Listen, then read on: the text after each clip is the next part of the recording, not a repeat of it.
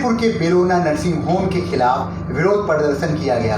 बताया जा रहा है पेशेंट को लीवर की परेशानी थी, पर ब्रेन हेमरेज का शिकार पेशेंट को होना पड़ा। खानम आज बेलोना नर्सिंग होम के नीचे खड़ी हूँ।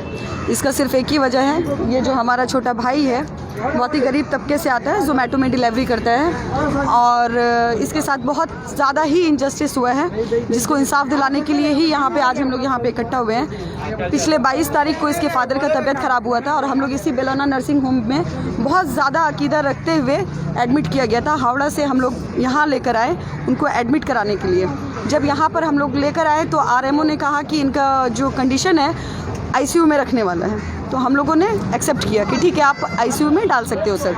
उन्होंने आईसीयू में डाला।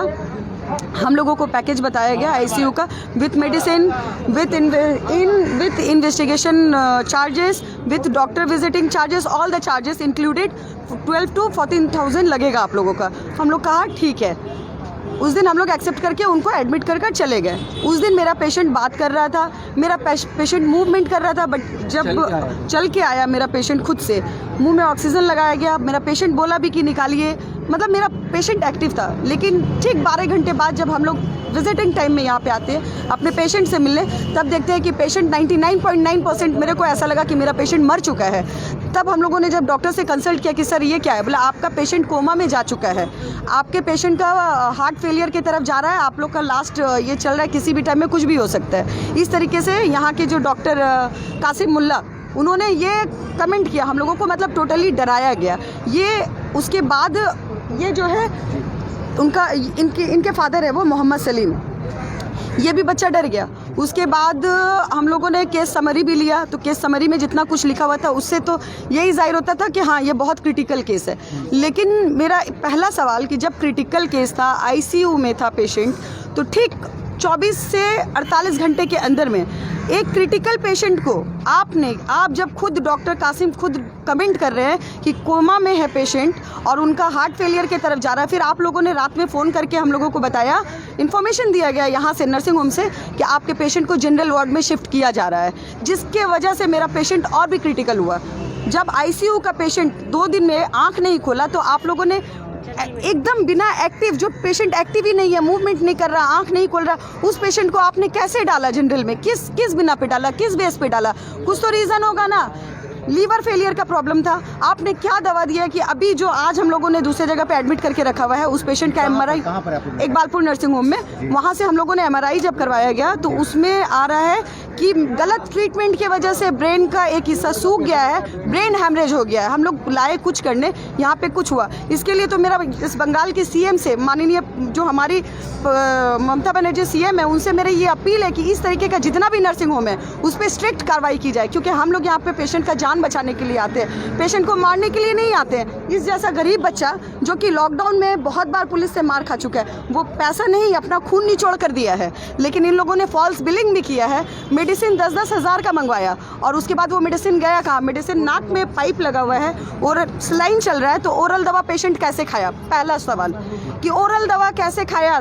इतना जो आप लोगों ने मंगाया, कभी आपने सुना किसी नर्सिंग होम में रूम स्प्रे मंगवाया गया है? इसने मंगवाया है, सैनिटाइज़र, ग्लव्स, सब कुछ मंगवाया, इन लोगों ने मंगवाया। उसके बाद यहाँ का डॉक्टर मिश्रा जो है हम लोगों को बोला कि आपका पेशेंट का बहुत क्रिटिकल अवस्था है, इनको एसएसकेएम में रिफ़र करना होगा, बल्कि वो पेपर यहाँ से मिसिंग है। जब झमेला हुआ तो इन लोग वो पेपर को निकाल लिया, वो पेपर था उस फाइल में और उसमें बजप्ते लिखा हुआ था 23, 24, 25, 26, 27, 28 तक लिखा हुआ था कि patient is very critical, refer to SSKM. उसके बावजूद ने यहाँ के डॉक्टर कासिम मुल्ला है, अपने भ्रम फैला कर रखा हुआ था कि आपका पेशेंट निकलते ही कुछ ना कुछ हो जाएगा, जिसकी वजह से हम लोगों ने निकाला नहीं और ये अपना बिल बनाते चले गए। फिर उसके बाद मुद्दा आता है जब आप जनरल वार्ड में शिफ्ट किए, तो मेरा या तो पेशेंट मेरा अच्छा हो गया था तब आप शिफ्ट किए, या तो फिर आपकी गलती है कि आपने उसमें शिफ्ट किया।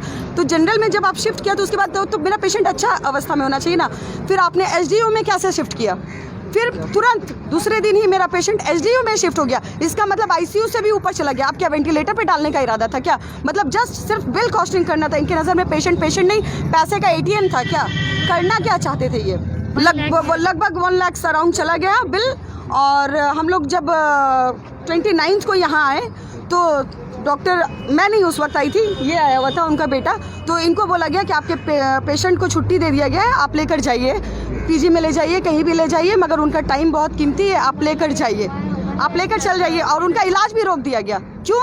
क्यों इलाज रोका गया? एक एचडीयू डिपार्टमेंट में एक पेशेंट क्रिटिकल अवस्था में है, आप कैसे उसको ट्रीटमेंट रोक सकते हैं?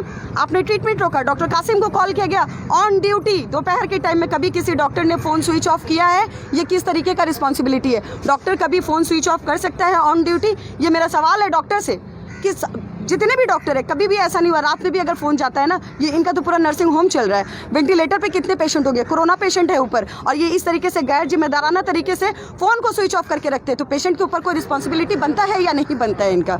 ये हमारा अपील है सीएम से कि ऐसे हॉस्पिटल्स पे, ऐसे नर्सिंग होम पे बहुत ज़्यादा स्ट्रिक्ट कार्रवाई की जाए, क्योंकि ये यहाँ जान बचाने का नहीं हो रहा है, यहाँ सीधे सीधे खिलवाड़ किया जा रहा है पेशेंट को।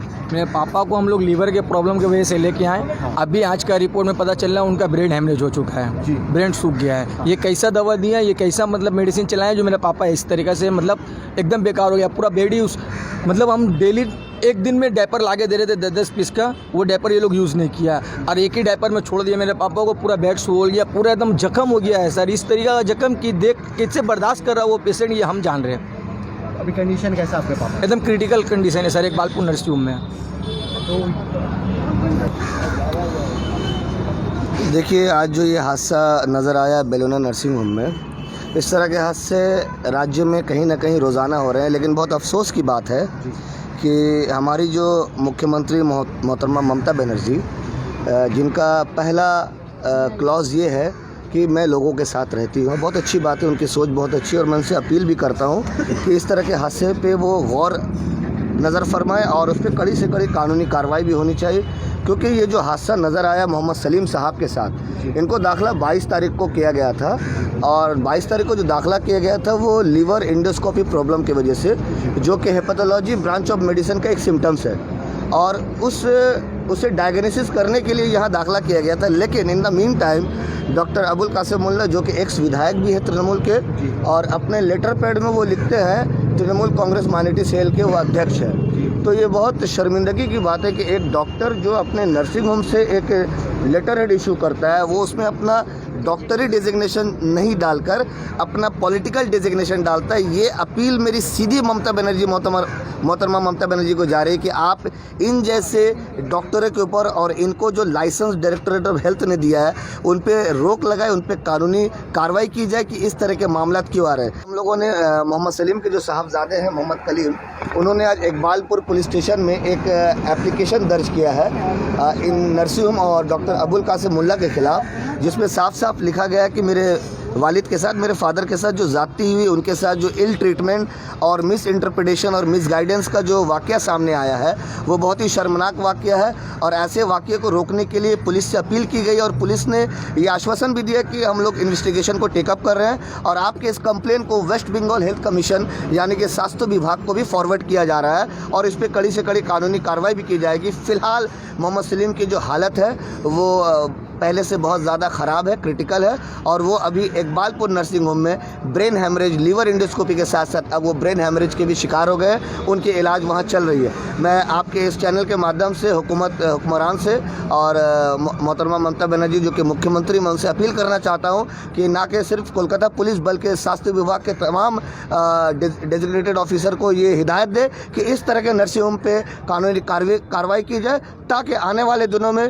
जो मिडिल क्लास और लो मिडिल क्लास के जो लोग जो इसके शिकार हो रहे हैं उनके साथ न्याय हो और उनके घरों के जो मरीज़ जो इस तरह के अस्पताल में आ रहे हैं उनको इंसाफ मिले, उनके साथ अच्छे व्यवहार हो और उनका इलाज कम से कम दामों में किया जाए। इसी अपील के साथ आज हम लोगों ने कानूनी कार्रवाई की है। और ये मोहम्मद कलीम साहब है, मैं आपको दिखा दूँ, ये मोहम्मद कलीम साहब है जिनके वालिद मोहतरम यहाँ एडमिट है। मैं आप लोगों से गुजारिश करूँगा कि इनकी भी बातें सुने, क्योंकि दर्द इनके सीने में जितना ज़्यादा है, हो सकता है वो आने जाने वाले लोगों के सीनों में उतना दर्द ना हो, लेकिन जिनके ऊपर बीतती है उसी को समझ में आता है कि वाकया क्या है। तो बहुत ही शर्मनाक वाकया है, और क्योंकि मैं पर्सनली हुक्मरान का और मोहतरमा ममता बनर्जी का बहुत इज्जत करता हूँ, उनके आने से राज्य में डेवलपमेंट भी हुआ, और इसी इरादे के साथ मैं उनसे अपील करता हूँ कि आप इस मामले को कड़ी से कड़ी कानूनी नज़रिए को लेकर स्वास्थ्य विभाग को हिदायत दें कि इस पर जाँच हो और जाँच की रिपोर्ट पब्लिक के सामने। हम लोग पेमेंट बिल को लेके सर हम लोग जो रिसेप्शन से बात करने गए तो रिसेप्शन हम लोग से दीदी के संग बैड लैंग्वेज किया और सीना तन के मतलब लड़ने के जैसे आया वो आगे। तो हम लोग फिर बोले कि आप इसी तरीके से बात क्यों कर रहे हैं। तो फिर बाती में सर वो रिसेप्शन में जो बैठा हुआ था वो बोला कि आप लोग पेशेंट को यहाँ पे क्यों लाते हैं, बाकायदा वो वीडियो भी हम लोगों के पास। आप लोग पेशेंट को यहाँ क्यों लाते हैं, हम लोग घर से थोड़ी उठा कर लेकर आते हैं, ऐसा उनका लैंग्वेज था, ये बोलने का ये था। तो आप लोग खोल के क्यों रखे हैं, आप लोग बंद कर दीजिए, हम लोग लेकर नहीं आएंगे। हम लोग को क्या पता कि आप लोग चोरी करते हैं, दवा चोरी करते हैं, पेशेंट को मारते हैं। एक गॉड के बाद जो भरोसा होता है वो डॉक्टर का होता है, वो डॉक्टर पे भरोसा करके लोग यहाँ पेशेंट लेकर आ रहे हैं और पेशेंट के साथ इतनी मिसबिहेव किया जा रहा है। और हमें तो ये लगता है कि यहाँ पे इसका बॉडी पार्ट्स का भी कुछ ना कुछ काम चल रहा है, क्योंकि कि पेशेंट को जिस हालत में रखा जा रहा है, पेशेंट आता है बोलते हुए व्हील चेयर पे भी नहीं लेकर आए, और यहाँ आकर तुरंत 1 घंटे के अंदर पेशेंट को मतलब इतना सफोकेटेड फील होता है कि पेशेंट खुद कह रहा है कि हमें घर ले चलिए, और ले चलने की हालत ऐसे कि बेहोश पड़ा हुआ है पेशेंट हमारा।